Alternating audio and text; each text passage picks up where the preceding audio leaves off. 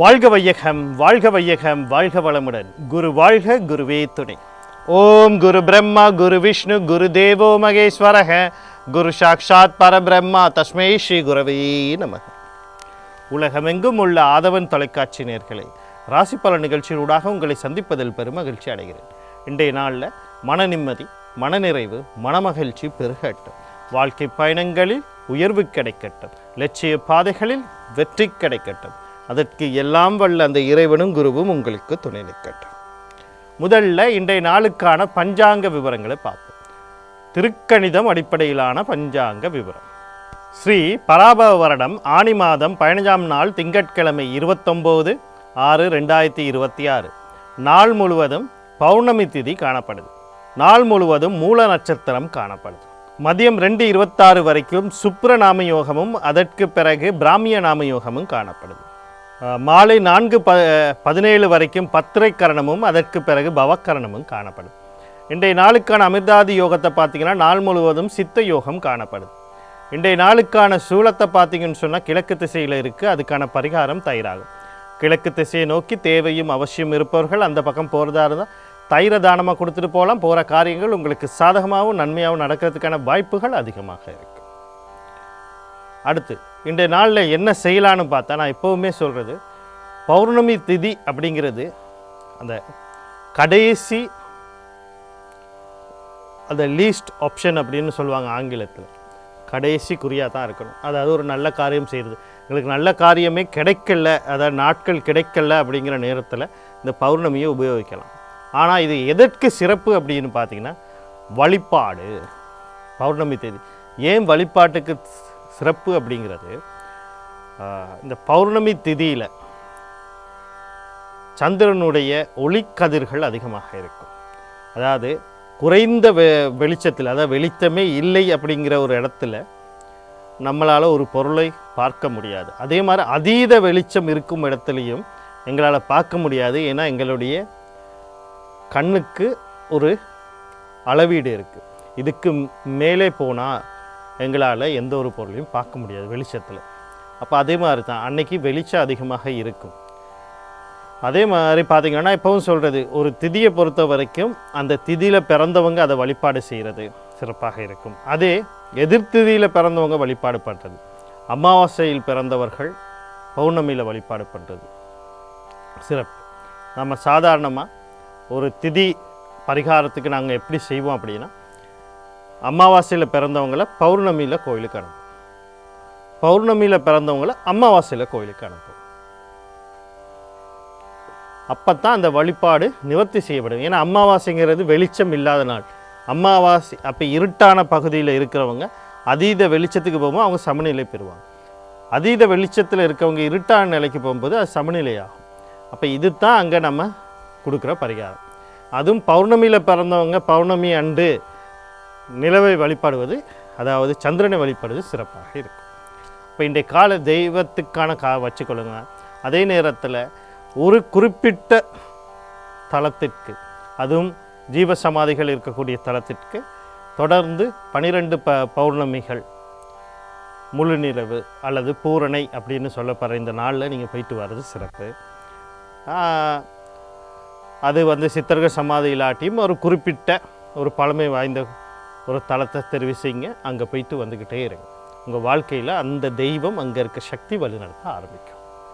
அடுத்து இன்றைய நாளுக்கான ராசி பலனை பார்ப்போம். இந்த ராசி பலன் அப்படின்னு நம்ம சொல்கிறது, நான் ஒவ்வொரு நாளுமே உங்களுக்கு ஒரு விளக்கத்தை கொடுத்துக்கிட்டு வந்துக்கிட்டு இருக்கேன். என்ன விளக்கம்னா, எப்படி பலன் கேட்பது. சந்திரன் யார் அப்படின்னு பார்த்துருவோம். இவர் மனோகாரகன், மனதிற்கும் உடலுக்கும் உரியவர். உடல்காரகன், மனோகாரகன் அவருடைய சிறப்பு அம்சம். அப்போ உடலும் மனதுக்குமா நீங்கள் பார்க்குறீங்க அப்படின்னு கேட்டால், உடலுங்கிறது ஒரு வெற்று, அது ஒரு அது இயக்கத்தை எப்படி பெறுதுன்னா, உயிர் இருந்தால் ஆன்மா இருந்தால் தான் பெறும், இல்லைன்னா அது ஒரு சடலம்.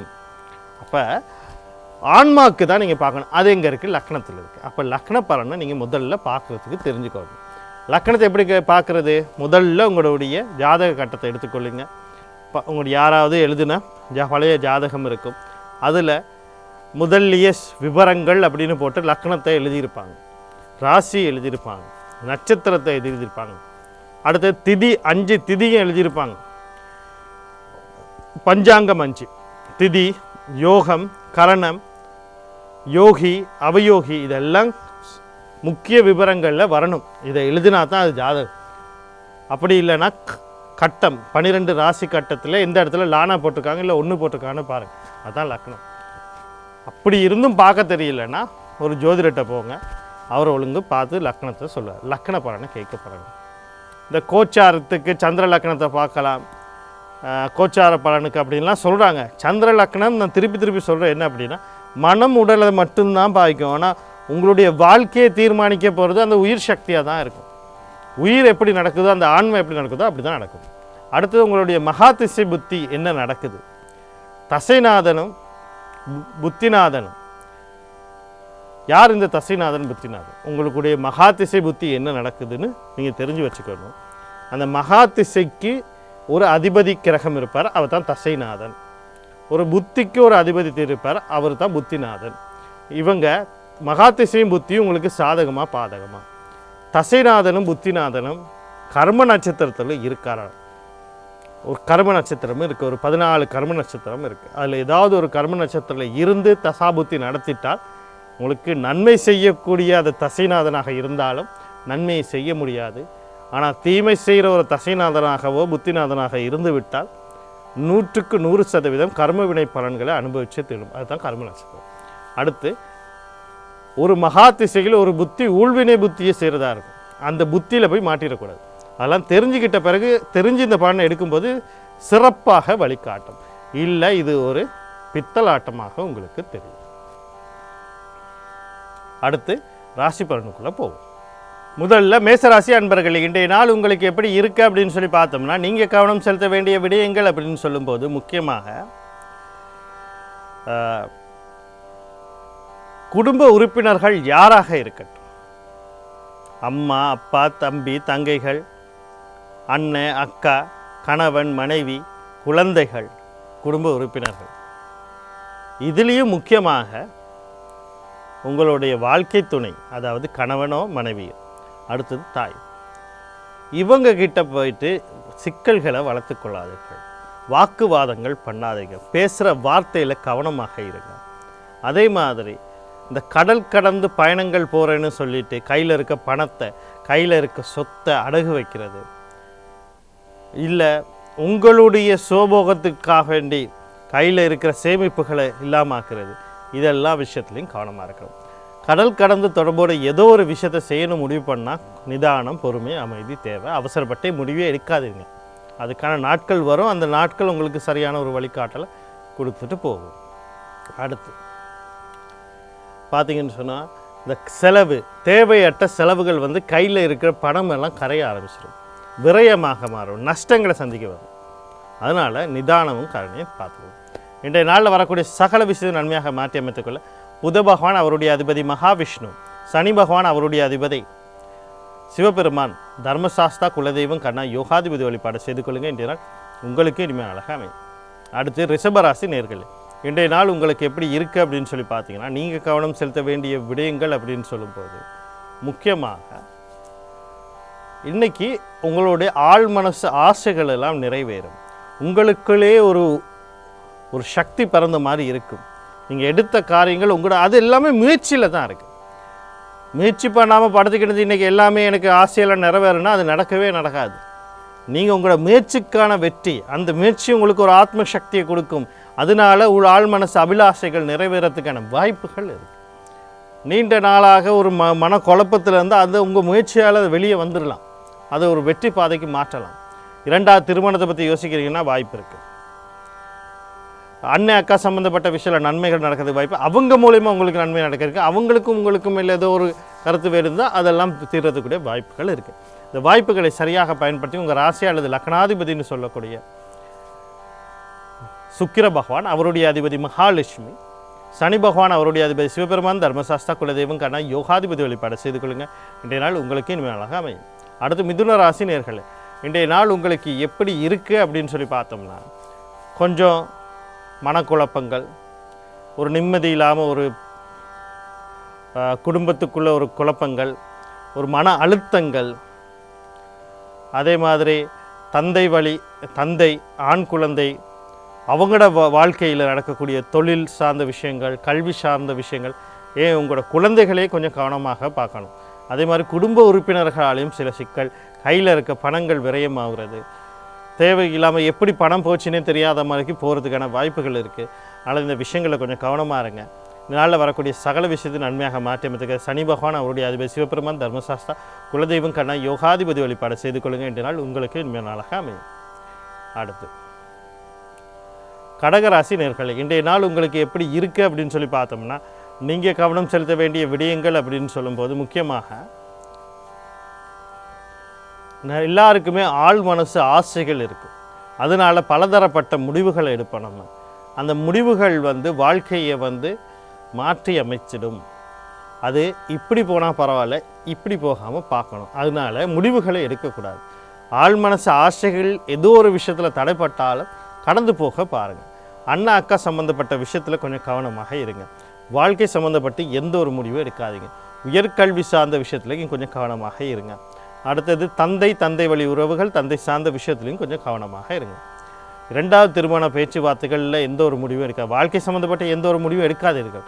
இன்றைய வாரமே கொஞ்சம் நிதானமாக அமைதியாக போக வேண்டிய வாரமாக தான் இருக்குது. இன்றைய நாளில் வரக்கூடிய சகல விஷயத்தை நன்மையாக மாற்றி அமைத்துக்கொள்ள நீங்கள் சூரிய பகவான், சனி பகவான் அவருடைய அதிபதி சிவபெருமான் தர்மசாஸ்திர குலதெய்வம் கண்ணா யோகாதிபதி வழிபாடு செய்து கொள்ளுங்கள். இன்றைய நாள் உங்களுக்கு மினிமலாக அமையும். அடுத்து சிம்மராசி நேயர்களே, இன்றைய நாள் உங்களுக்கு எப்படி இருக்குது அப்படின்னு சொல்லி பார்த்தோம்னா, நீங்கள் கவனம் செலுத்த வேண்டிய விடயங்கள் அப்படின்னு சொல்லும்போது முக்கியமாக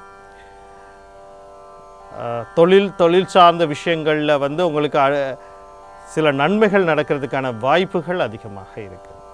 நீங்கள் எதிர்பார்க்காத ஒரு விஷயத்தை இன்றைக்கி நடக்கிறதுக்கான வாய்ப்புகள் இருக்குது. உங்கள் வியாபாரங்கள் அடுத்த நிலைக்கு போகிறது. அதே மாதிரி பார்த்திங்கன்னு சொன்னால் தொழில் முன்னேற்றம், ஏற்றுமதி இறக்குமதி வியாபாரங்கள், திடீர்னு சில மாற்றங்கள், திடீர் வாய்ப்புகள். அடுத்தது பார்த்திங்கன்னா ஒரு ஆண் குழந்தைகள் சம்மந்தப்பட்ட ரீதியில் ஒரு நன்மைகள் நடக்கிறதுக்கான வாய்ப்புகள், தந்தை வழி சம்மந்தப்பட்ட விஷயங்கள் நன்மை நீண்ட நாளைக்கு பிறகு ஒரு பெருமூச்சு விடுறதுக்கான வாய்ப்புகள் கிடைக்கும். இந்த வாய்ப்புகளை சரியாக பயன்படுத்தி கொள்ள ஆஞ்சநேயர், சனி பகவான் அவருடைய அதிபதி சிவபெருமான் தர்மசாஸ்திர குலதெய்வம் காரண யோகாதிபதி வழிபாடு செய்து கொள்ளுங்கள். இன்றைய நாள் உங்களுக்கு இனிமையாக அமையும். அடுத்து கன்னிராசி நேயர்களே, இன்றைய நாள் உங்களுக்கு எப்படி இருக்குது அப்படின்னு சொல்லி பார்த்தோம்னா, நீங்கள் கவனம் செலுத்த வேண்டிய விடயங்கள் அப்படின்னு சொல்லும்போது முக்கியமாக தந்தை வழி உறவுகள், தந்தை சார்ந்த விஷயத்தில் கவனமாக இருக்கணும். திருமணம் வாழ்க்கை சம்பந்தப்பட்ட விஷயம், திருமணம் சம்பந்தப்பட்ட விஷயத்தில் எந்த முடிவும் எடுக்கக்கூடாது.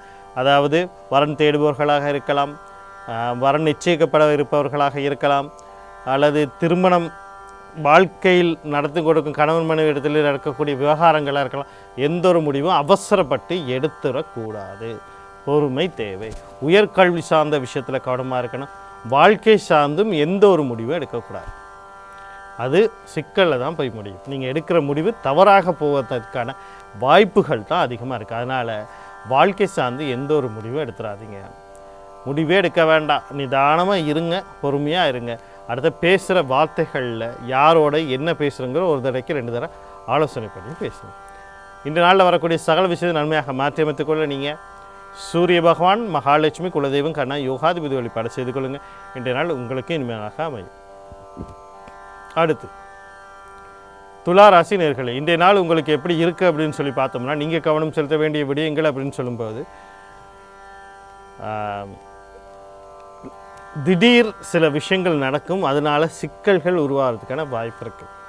இன்றைக்கி நீங்கள் மட்டும் இல்லை, நான் சொல்ல போகிற எல்லா விஷயமும் நீங்கள், உங்களுடைய தந்தை, அடுத்து பார்த்திங்கன்னா உங்களுடைய மகன், இவங்க 3 பேர் விஷயத்துலையும் கவனமாக இருக்கணும். வீட்டில் இருந்தாலும் சரி, வெளியே போனாலும் சரி, பாத்ரூம் போனால் கூட காலடியை சரியாக எடுத்து வச்சு நடக்க சொல்லுங்கள். திடீர் விபத்துகள் ஏற்படுறதுக்கான வாய்ப்புகள் இருக்குது. தொழில் சம்பந்தப்பட்டு எந்த ஒரு முடிவும் எடுக்க வேண்டாம். உடல் உபாதைகள் தென்பட்டால் உடனடியாக வைத்தியசாலையை நாடுங்க. அடுத்து பார்த்திங்கன்னு சொன்னால் கடன் தொல்லைகள், சிக்கல்கள் இருக்கிறதுக்கு வாய்ப்பு இருக்குது. அந்த கொடுக்கல் வாங்கல், அது வாங்கினாலும் சரி கொடுக்கல் இருந்தாலும் அது சிக்கல் வர்றதுக்கு வாய்ப்பு இருக்குது. கொஞ்சம் கவனமாக அதை கையாளுங்க. இன்றைய நாளில் வரக்கூடிய சகல விஷயத்தையும் நன்மையாக மாற்றி அமைத்துக்கொள்ள நீங்கள் ஆஞ்சநேயர், விநாயகப் பெருமான், குலதெய்வம், கருணாநிதி யோகாதிபதி வழிபாடு செய்து கொள்ளுங்க. இன்றைய நாள் உங்களுக்கு இனிமையாக அமையும். அடுத்து விருச்சிக ராசி நேயர்களே, இன்றைய நாள் உங்களுக்கு எப்படி இருக்குது அப்படின்னு சொல்லி பார்த்தோம்னா, நீங்கள் கவனம் செலுத்த வேண்டிய விடயங்கள் அப்படின்னு சொல்லும்போது, திருமண வாழ்க்கை சம்பந்தப்பட்டு எந்த ஒரு முடிவும் எடுக்கக்கூடாது. வரன் தேடுபவர்களாக இருக்கலாம், நிச்சயதார்த்தம் பண்ணக்கூடிய நிலையில் இருக்கலாம், அல்லது திருமணம் முடிந்தவர்களாக இருக்கலாம், கணவன் மனைவி விவகாரங்களில் கருத்து வேறுபாடுகள் சண்டை வரலாம், வாக்குவாதங்கள் வரலாம். அதை பேசி பெருசாக்கி ஒரு பெரிய விரிவுக்கு கொண்டு போகாதீங்க. எந்த அவசரப்பட்ட முடிவும் எடுக்காதீர்கள். அதே மாதிரி குழந்தைகள் விஷயம் இதில் கவனமாக இருக்கணும். அது முதல் குழந்தையாலும் சரி, குழந்தைகள் மொத்தமாக குழந்தைகள் அப்படிங்கிற விஷயத்தில் கவனமாக இருக்கணும். பூர்வீக சொத்து சம்மந்தப்பட்ட விஷயங்கள் எந்த ஒரு முடிவும் எடுக்க, வாங்கிறது, விற்கிறது, பாக பிரிவினைகள் எந்த ஒரு முடிவும் எடுக்கக்கூடாது. காதல், களியாட்டம், கொண்டாட்டம் சம்மந்தப்பட்ட விஷயங்களை கவனமாக இருக்கணும். என்ன வார்த்தை பேசுகிறோம், யாரோட பேசுகிறோம், எப்படி பேசுகிறோம், சரியான முறையில் பேசுகிறோம்னா ஒரு தடவைக்கு 2 தடவை ஆலோசனை பண்ணி பேசலை. அதே உங்களுக்கு திருப்பி வந்து அதை பூமரம் போல் திருப்பி வந்து உங்களே தாக்கக்கூடிய ஒரு நிலைக்கு மாறும். இந்த நாளில் வரக்கூடிய சகல விஷயம் நன்மையாக மாற்றி அமைத்துக்கொள்ள நீங்கள் மகாலட்சுமி, குலதெய்வம், கண்ணா யோகாதிபதி வழிபாடு செய்து கொள்ளுங்க. இன்றைய நாள் உங்களுக்கு இனிமையாக அமையும். தனுசு ராசி நேயர்களே, இன்றைய நாள் உங்களுக்கு எப்படி இருக்குது அப்படின்னு சொல்லி பார்த்தோம்னா, கடன் கொடுக்கல் வாங்கல இந்த சிக்கல்கள் தீரும். தாய் வழி உறவுகள், தாய் சார்ந்த விஷயத்தில் நன்மைகள் நடக்கிறதுக்கு வாய்ப்பு இருக்குது. தொழிலில் நீங்கள் வந்து எதிர்பார்த்ததை விட எதிர்பார்க்காமல் சில நன்மைகள் நடக்கிறதுக்கு வாய்ப்புகள் இருக்குது. புதிய தொழில் தேடிக்கிட்டு இருந்தீங்கன்னா அதாவது நீங்களே போட்டு பார்ப்போம், எங்களுக்கு கிடைக்கிறதுக்கு அது வாய்ப்பே இல்லை, இருந்தாலும் ஒரு முயற்சி பண்ணி பார்ப்போம். நீங்கள் அதுக்கு ஒரு முயற்சி பண்ணி இருந்தால் அதுக்கான வெற்றி உங்களை அறியாமலே எதிர்பார்க்காமலே கிடைக்கிறதுக்குரிய ஒரு நாளாக இன்றைய நாள் இருக்குது. அடுத்து இன்றைய நாளில் பார்த்தீங்கன்னு சொன்னால், இந்த உடல் உபாதைகள்லேருந்து வெளிவர்றது, தலைக்கு வந்த கண்டம் தலைப்பாகையோடு போன மாதிரி இன்றைக்கி சில விஷயங்கள் நடக்கிறதுக்கு காமிக்கும். வீடு, காணி, வாகனம், சொத்து இந்த மாதிரி விஷயங்கள் சேர்கிறதுக்கு அல்லது அதை பழுது பார்க்குறது, ஏதோ ஒரு சிக்கல் இருந்துச்சுன்னா அதெல்லாம் தீர்றதுக்கு வாய்ப்பு. அடகு வைக்கிறது, திருப்புறது, கணவன் மனைவியில் கருத்து வேறுபாடுகள் நீங்கிய ஒற்றுமைகள் பெறுகிறதுக்கான வாய்ப்பு. மன நிம்மதி, ஆக மொத்தத்தில் மன நிம்மதி பெறக்கூடிய நாட்களாக இந்த நாள் இருக்குது. இதனால் வரக்கூடிய சகல விஷயம் நன்மையாக மாற்றி அமைத்துக்கொள்ள விநாயகப் பெருமான், பெண் தெய்வம்னு சொல்லக்கூடிய துர்க்கை மாரியம்மன், கருமாரியம்மன், முத்துமாரியம்மன், அம்பாள், குலதெய்வம், கருணா யோகாதிபதி வழிபாடுகளை ஆதிபராசக்தி கவச பாராயணம் அல்லது பார்த்து கேட்குறது நன்மையை தரும். அடுத்து மகர ராசி நேயர்களே, இன்றைய நாள் உங்களுக்கு எப்படி இருக்குது அப்படின்னு சொல்லி பார்த்தோம்னா, நீங்கள் கவனம் செலுத்த வேண்டிய விடயங்கள் அப்படின்னு சொல்லும்போது முக்கியமாக குழந்தைகள் விஷயத்தில் கொஞ்சம் கவனமாக இருக்கணும். அதே மாதிரி நான் சொல்கிற விஷயம் உங்களுக்கு மட்டும் இல்லை, உங்களுடைய மனைவி அல்லது கணவன் சார்ந்த விஷயங்கள்லையும் அவங்களையும் கொஞ்சம் கவனமாக பார்த்துக்கொள்ளுங்க. இந்த குடும்ப சொத்துக்கள்னு சொல்கிற விஷயங்களில் அவசரப்பட்டு எந்த முடிவும் எடுக்கக்கூடாது. அது உங்களுடைய இருக்கலாம், உங்களுடைய வாழ்க்கை துணையாக இருக்கலாம். அவசரப்பட்டு எந்த முடிவு இருக்கலாம். குழந்தைகள் சம்மந்தப்பட்ட விஷயத்துலையும் கொஞ்சம் கவனமாக இருக்கணும். அதே நேரத்தில் காதல், களியாட்டம், கொண்டாட்டம் சம்மந்தப்பட்ட விஷயங்களை கவனமாக இருக்கணும். உங்கள் முயற்சிகள்லாம் தடைப்படுறதுக்கு வாய்ப்பு இருக்குது.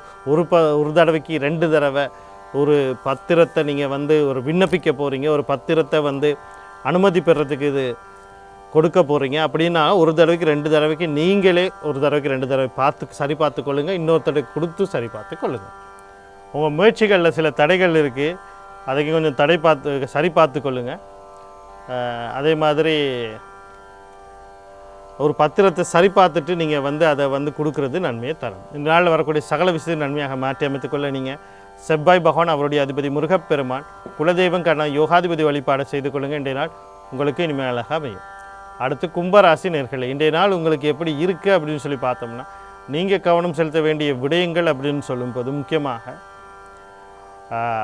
தாய் வழி உறவுக்கு, தாய் சார்ந்த விஷயங்களில் சில நன்மைகள் நடக்க வாய்ப்பு இருக்குது. குடும்ப உறுப்பினர்கள் ஆகமத்தில் குடும்ப உறுப்பினர்கள் மூலியமாக உங்களுக்கு பல நன்மைகள் நடக்கிறதுக்கு வாய்ப்பு இருக்குது. தொழில் ரீதியாக, வியாபார ரீதியாக அவர்கள் ஒரு நோயிலேருந்து வெளிவர்றது, ஏதோ ஒரு விஷயத்தில் கடன் கொடுக்கல் வாங்கலேருந்து வெளிவர்றது, அல்லது முக்கியமாக வாழ்க்கை துணை, தாய், இவங்க விஷயத்தில் சில நன்மைகள் நடக்கும். வீடு, காணி, வாகனம், சொத்து சம்மந்தப்பட்ட விஷயத்தில் சில நன்மைகள் நடக்கிறதுக்கு வாங்கிறது, விற்கிறது, அடகு வைக்கிறது, திருப்புறது, கையில் பணம் சேர்றது, கணவன் மனைவியில் அந்யோன்யங்கள் பெறுகிறது, மன நிம்மதிகள் பெறக்கூடிய நாளாக இன்றைய நாள் இருக்குது. இன்றைய நாளில் வரக்கூடிய சகல விஷயத்தை நன்மையாக மாற்றி அமைத்துக்கொள்ள நீங்கள் புத பகவான், அவருடைய அதிபதி மகாவிஷ்ணு, பெண் தெய்வம்னு சொல்லக்கூடிய துர்க்கை மாரியம்மன், கருமாரியம்மன், முத்துமாரியம்மன், அம்பாள், குலதெய்வம், கண்ணா யோகாதிபதி வழிபாடுகளையும் ஆதிபராசக்தி கவச பாராயண பாதத்தை கேட்கறது நன்மையை தரும். அடுத்து மீனராசி நேயர்களே, இன்றைய நாள் உங்களுக்கு எப்படி இருக்குது அப்படின்னு சொல்லி பார்த்தோம்னா, நீங்கள் கவனம் செலுத்த வேண்டிய விடயங்கள் அப்படின்னு சொல்லும்போது முக்கியமாக உங்கள் முயற்சிகள், இந்த முயற்சிகளில் வந்து ஒரு சில தடைகள் ஏற்படுறதுக்கான வாய்ப்பு இருக்குது. நீங்கள் ஏதோ ஒரு விஷயத்துக்கு முயற்சி பண்ணிக்கிட்டீங்கன்னா ஏதோ ஒரு விதத்தில் தடைகள் வரும். இதனால உங்களுக்குள்ள மன அழுத்தங்கள் உருவாகிறதுக்கு வாய்ப்பு இருக்குது. குழந்தைகள் விஷயங்களாக இருக்கலாம், வாழ்க்கை சம்மந்தப்பட்ட விஷயம், காதல் சம்மந்தப்பட்ட விஷயங்களாக இருக்கலாம். இந்த விஷயங்களில் கொஞ்சம் கவனமாக இருக்கணும்.